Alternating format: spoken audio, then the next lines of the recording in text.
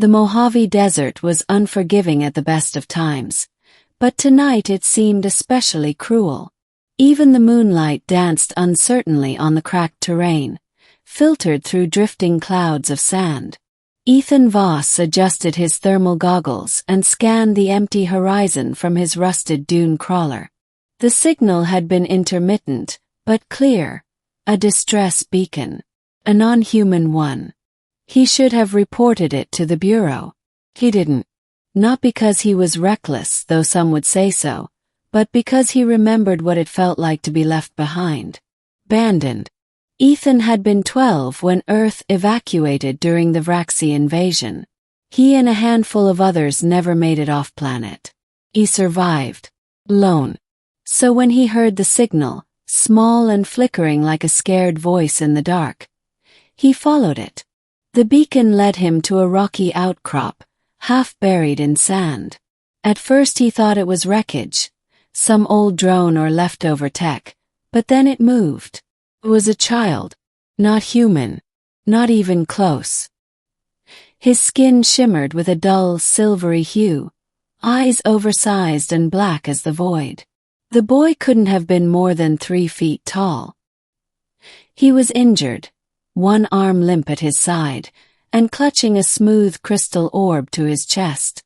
The beacon. The alien looked up at Ethan with wide eyes, fearful but not aggressive. "You alone out here, kid?" Ethan asked, crouching low and removing his gloves. "Can you understand me?" The alien blinked once, then nodded. Ethan sighed. "All right. Let's get you out of this hellhole." Chapter 2. Stranger in the living room. Ethan's desert homestead was modest, a half-buried concrete bunker reinforced with scrap metal and solar plating. It wasn't meant for guests, especially extraterrestrial ones, but it was warm and safe. He laid the boy on his cot and treated the wounds as best he could. The child didn't speak, not verbally, but every now and then Ethan would feel impressions, flashes of thought, a sense of pain or curiosity, an image of a ship falling, fire, a separation. He named the boy Pax. It seemed fitting. Pax adapted quickly. He learned to manipulate tools, watched Ethan repair machines, and even mimic gestures, like a child learning from a parent. He was affectionate in a strange, reserved way. Quiet but observant. He especially liked sitting on the roof at night, staring at the stars as if waiting for someone. "You're not from any known species in the database," Ethan murmured one night, scanning Pax's blood sample. "Not even close. And yet you're so familiar." Pax tilted his head and touched Ethan's hand. A vision seared into Ethan's mind, towering crystalline cities, floating platforms, beings of light, and a woman, tall, radiant, fierce, searching for someone. His mother. "She's looking for you," Ethan whispered. "And she's not far." Chapter 3. First contact of the wrong kind. It started with the sky turning purple. Then came the sound, a deep subsonic hum that made the walls tremble and birds flee.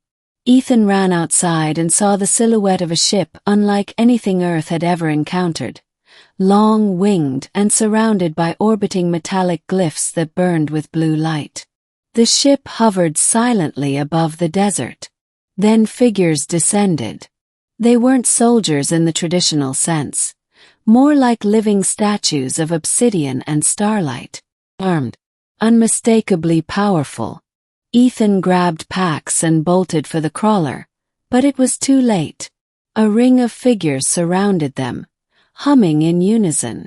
Pax stood in front of Ethan and raised his hand. The statues stopped.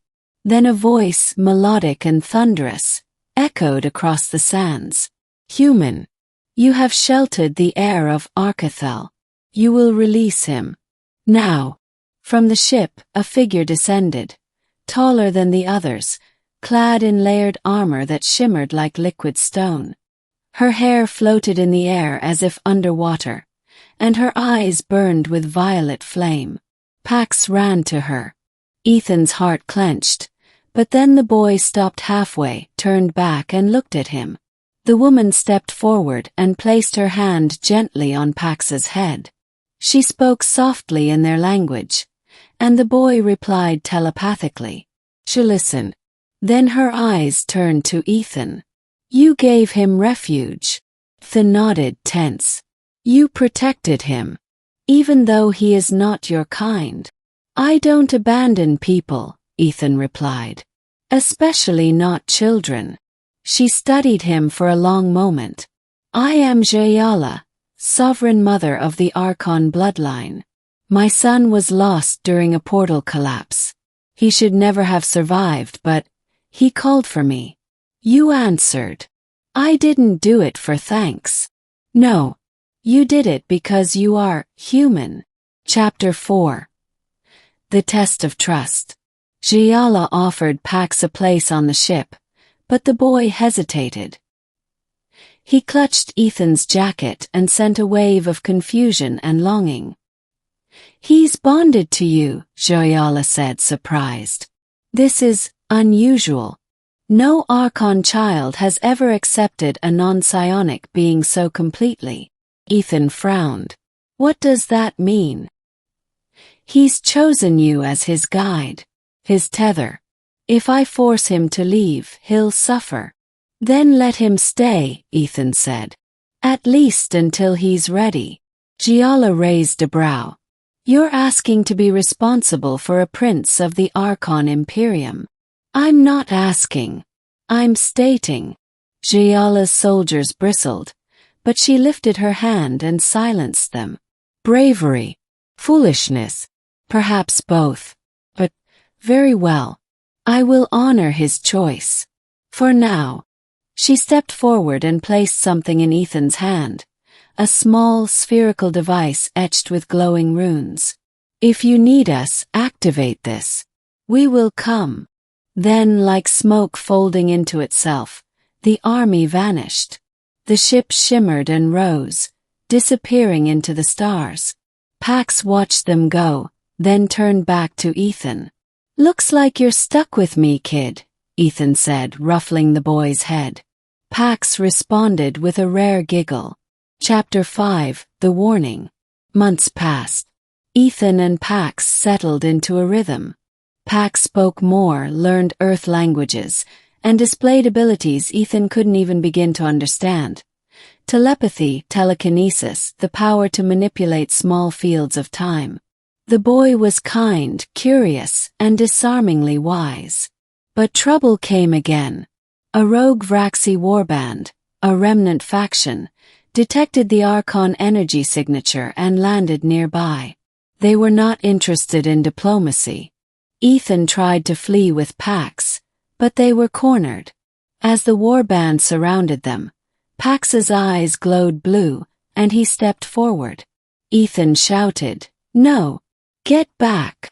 But Pax lifted his hands, and the sand around them erupted in a ring of force. The attackers were thrown aside like leaves. In the center of the chaos stood the boy, glowing like a star. He wasn't just a child. He was a beacon. The signal was received. Seconds later, a rift opened above the horizon, and the Archon fleet descended like divine wrath. Jayala emerged again, this time in full battle regalia. "I told you to call us if there was danger." "I didn't have time," Ethan replied, still dazed. "He protected us." Jayala looked at her son, pride in her expression. "He's becoming what he was meant to be." She turned to Ethan. "You are no longer just a guardian. You are part of his legacy. The Archon do not forget their debts." Ethan chuckled. "You offering me a medal?" Jayala smirked. Something Ethan didn't expect from an alien queen. Something more useful. Chapter 6. A New Destiny. In the months that followed, the desert outpost transformed. Archon engineers, silent, precise, constructed a hidden sanctuary beneath Ethan's home, a fusion of Earth and Archon technology. Ethan was trained in cultural